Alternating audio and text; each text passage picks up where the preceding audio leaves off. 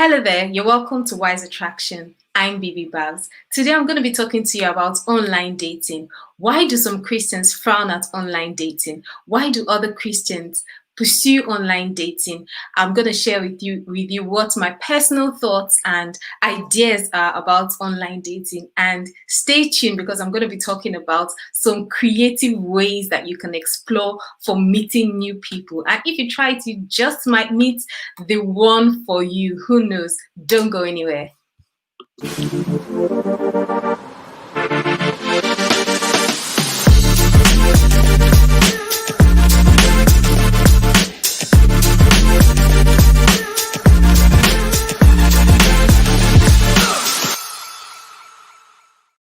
Why do some Christians tend to frown out at online dating? In the first place, there are some Christians that do not believe in dating at all.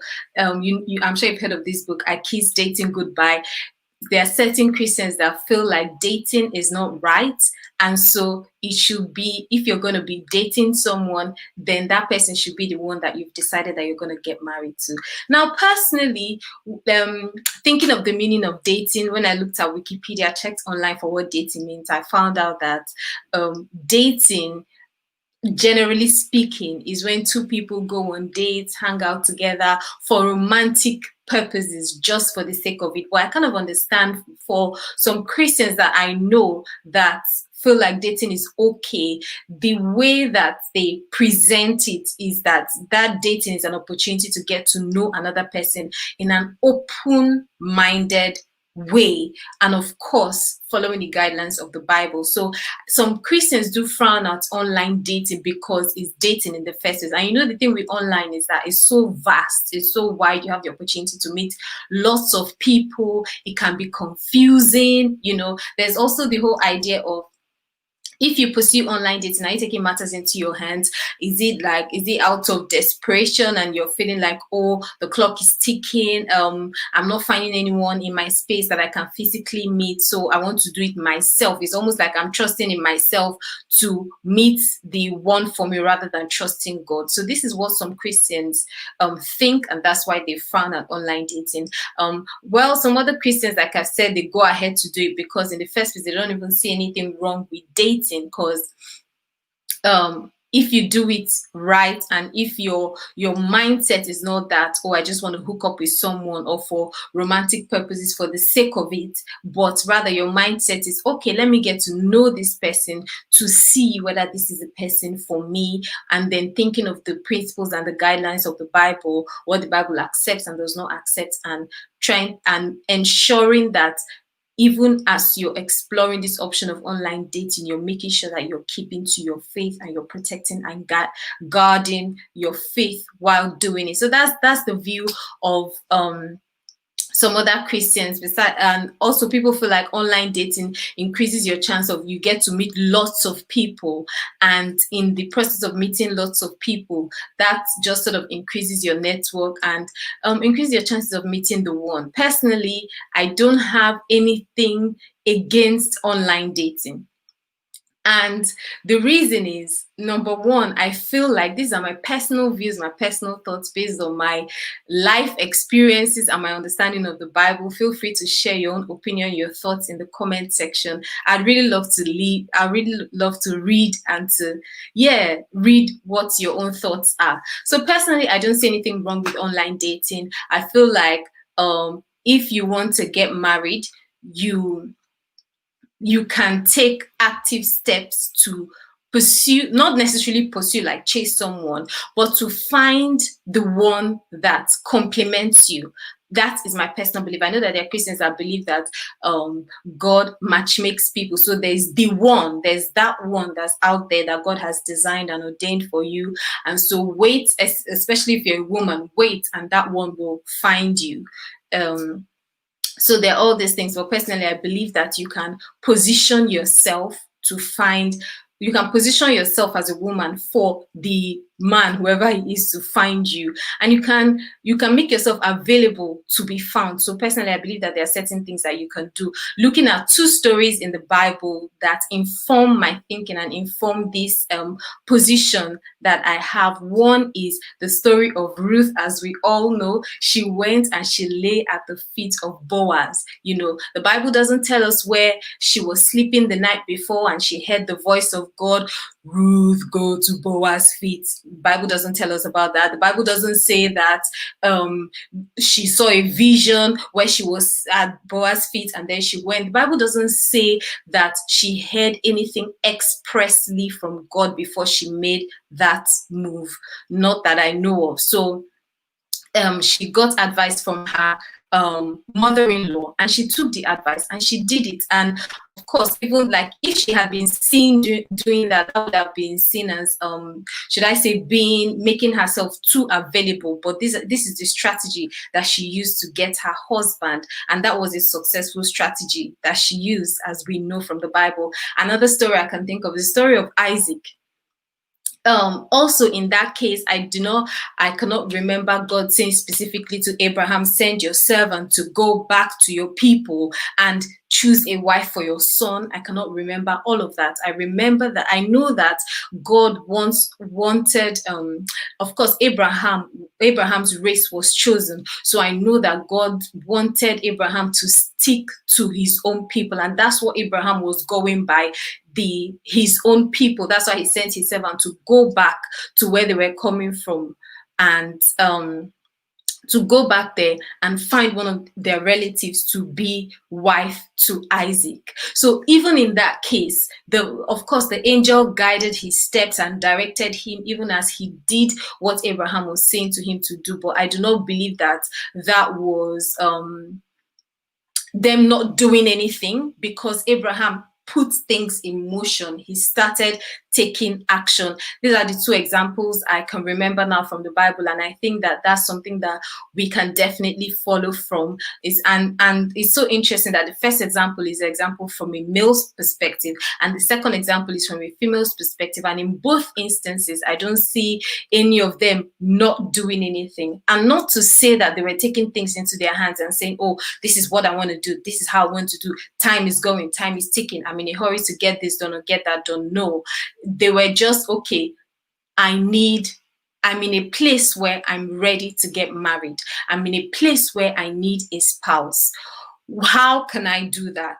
And then they decided on what to do with, in Ruth's case, with her mother-in-law, and then they went ahead and did it. So personally, I'm of the opinion that you can definitely take action to put yourself in better stead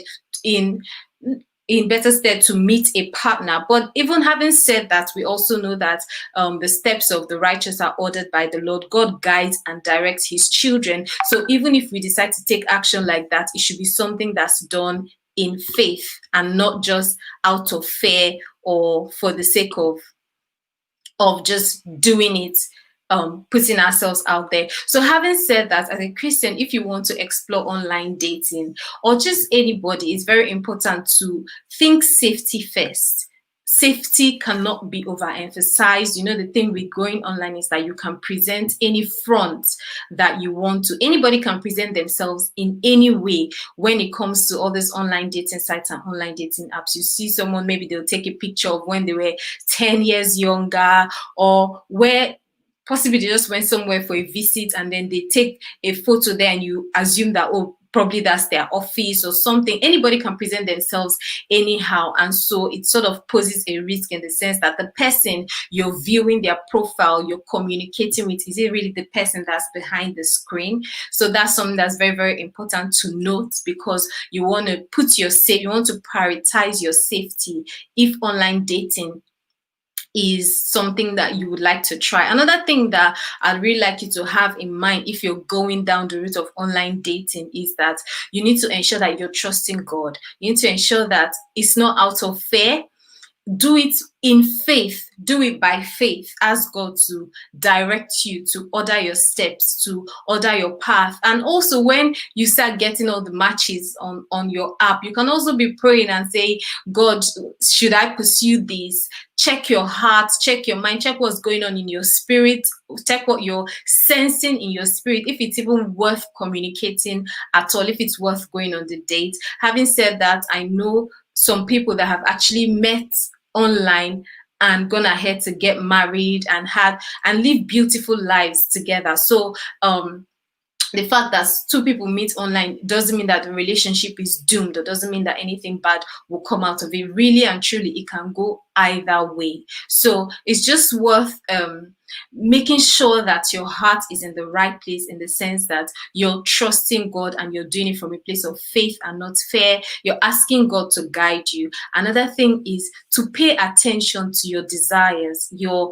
taste buds. So if you're someone that you find yourself to be attracting the wrong kinds of people, maybe you're more interested in how people look compared to their character and their values. You're more concerned about how much someone can spend on you rather than how they treat you. If you're that sort of person, online dating is something that you want to sort of take a step back from, because you're more likely to meet people with those types of appearances, and you might end up going into messy relationships just because your heart is not necessarily in the right place. You're still in a place where you're choosing people that will not treat you well, people that fit the picture. You're into the picture perfect type of person. If you're a Christian and you want to do this online dating and you want to do it genuinely, you need to ensure that you're looking out for the right types of things.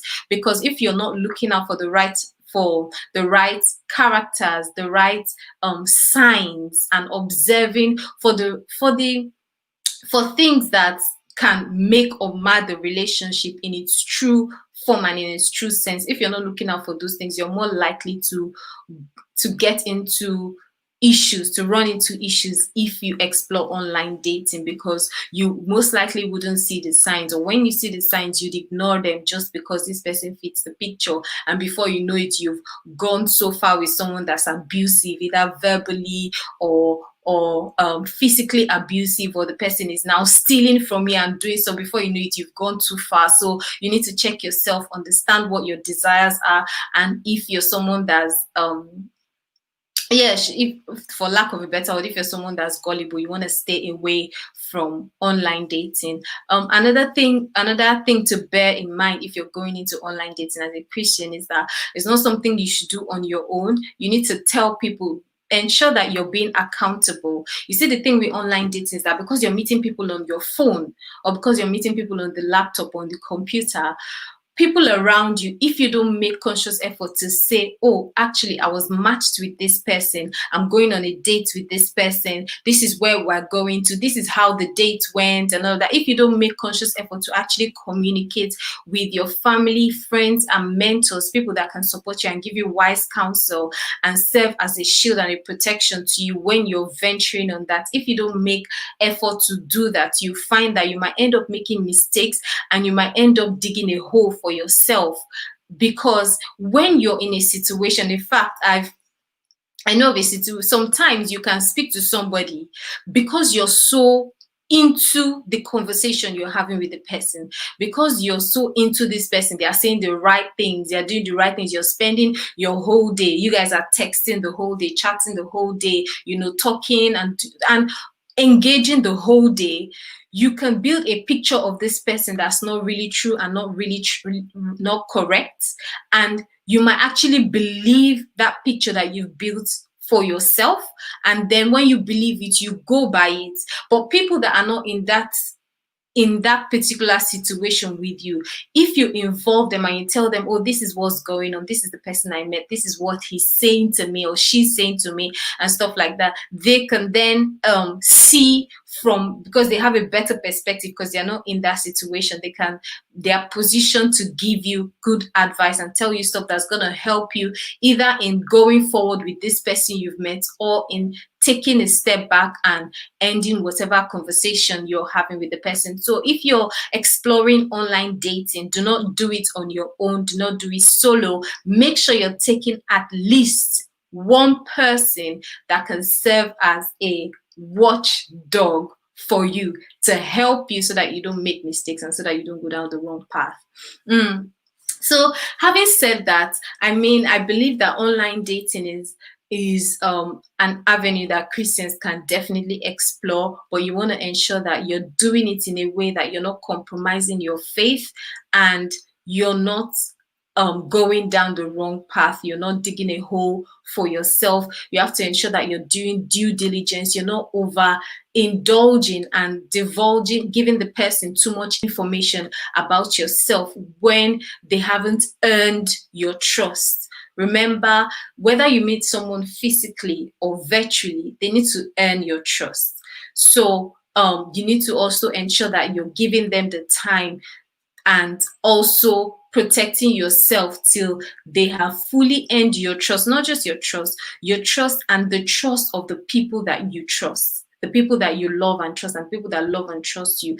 The person you're considering and the person you're dealing with needs to earn trust at that level. And the reason why I say it goes beyond your trust is because you're in that situation. And when you're in a situation, sometimes it's hard to see. So if you involve people that love you, you love them, and they trust each other, then they will be able to bring balance to that situation. Having said that, personally, I have some ideas for you.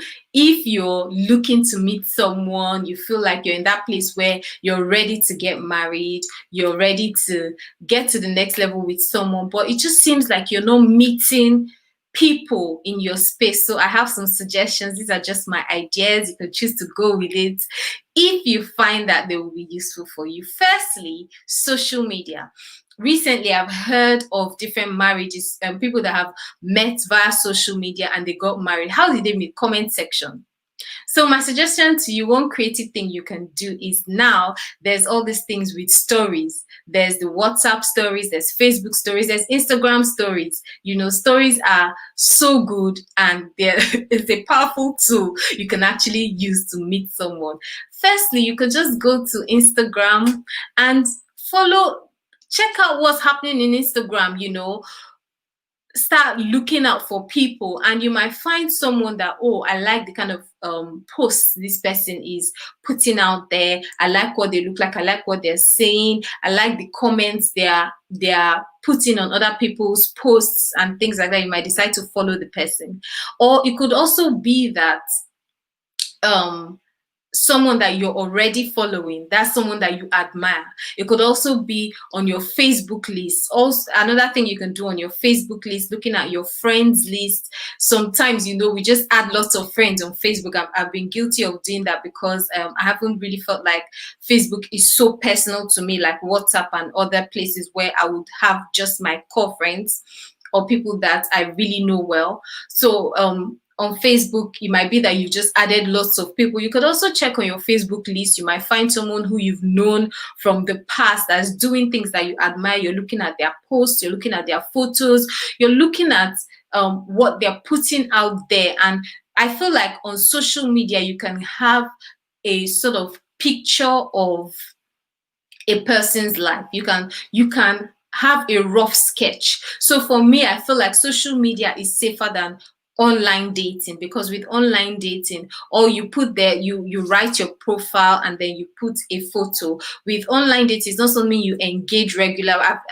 It's not something you engage regular with. So it's not something like Facebook or Instagram where you'd go and you'd be writing posts regularly there, or Twitter where you'd be writing posts regularly, where you'd be putting out information about yourself, continually updating it on a daily basis, or even 3 times a day or whatnot. Online dating platforms tend not to be like that. But with things like Facebook, Instagram, Twitter, you have people regularly putting out content about themselves. So if, and LinkedIn as well is also another good place. So you can find someone in LinkedIn. On LinkedIn, you find out about them professionally. On Facebook, you then find out, on Facebook and Instagram, Twitter, you then find out a bit more about them in terms of their passions and their personal life. So that can give you sort of a rough picture of um the person. And so when you find out all these things, you can then this if you then observe someone and you feel like, this is someone I'd like to meet. Disclaimer: if you're doing this, don't go and approach someone with the mind of, oh, this is my husband, or this is my wife, or this is the person I'm getting married to. Even if you have that desire, you need to put it on the back pedal, and your first thing, this is whether you're meeting someone online or wherever, however you're meeting someone, your first thing should be, I want to get to know this person first. So my suggestions for approaching on this level will be to respond, check out their stories, their Insta stories, their Facebook stories, wherever it is that they are active. Respond to one of their stories. Let's say they put up a picture or they say something is happening. Sometimes people have polls or all whatnot. If you respond to the story, you get into their inbox. And because a lot of times people put up this update their stories and they want feedback, you are likely to get a response.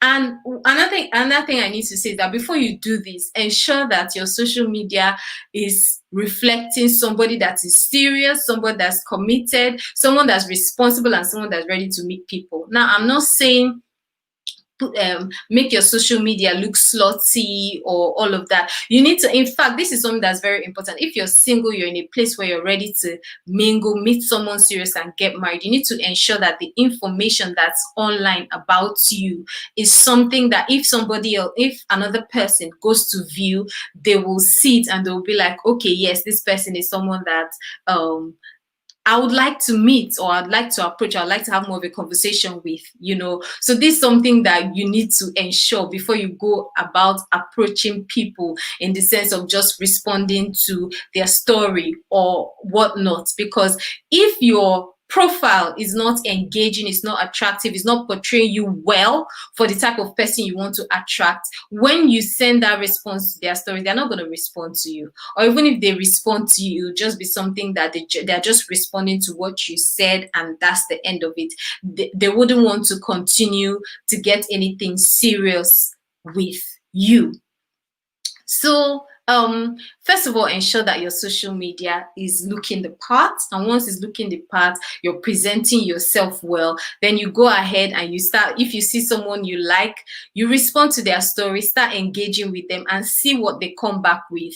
You never can tell, because you've slid into their DM, you never can tell what's going to happen. Another thing is also the comment section. If you feel like, oh, stories are too complicated, or the person you're liking on social media, or you feel like this is someone you'd like to get to know, is not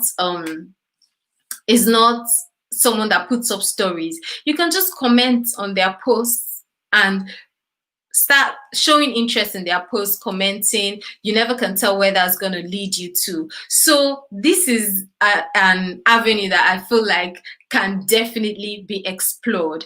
Another thing that I'd like to suggest, which is beyond social media, is family and friends that you respect. Now, I know that when someone is single and they're getting older, people now start trying to matchmake you. And you see, the thing is that if you leave it to chance, you leave it to other people, they'll keep bringing all these people that you're like, where did you find this person that you're trying to introduce to me? You'll be dumbfounded at the sort of people that someone will say to you, oh, come and meet this person, come and meet that person. I've also experienced when I was single, people try to matchmake you with all types of people, and you're like, seriously, this has to stop, But if you then take the bull by the horn and you say, okay, I'm going to be in charge of this process. And you then contact people that you trust, people that you know that they will be in contact with the types of people you'd like to meet. And you say to them, actually, I'm in a place where I'm single and I'm ready to meet someone on a serious level for the purpose of marriage. But of course, getting to know them first and knowing if this is the will of God for me before I go to the next level. So you say this to them, and you then not just say to them, you go ahead to tell them your criteria and your spec, so that they know before they come and introduce you to any Tom, Dick, and Harry. They already know ahead of time that, okay, this is the type of person you like, this is not the type of person you like. But then honestly, if you're saying your spec, you also need to be in a place where you're being realistic and you're, I think I've mentioned this before about your taste board and your desires. Your tastes and your desires are in the right place, not the one that you're designing all this type of craziness and you're showing them photos. Oh, the person must have sideburns, must have this. You're giving all this about the cheekbones, the eyebrows and all these silly things that don't really matter, that will not really impact your future happiness in a tangible way. If that's your focus, then it might be a bit hard for them to find someone for you. But if you make it a bit open-ended in terms of the things that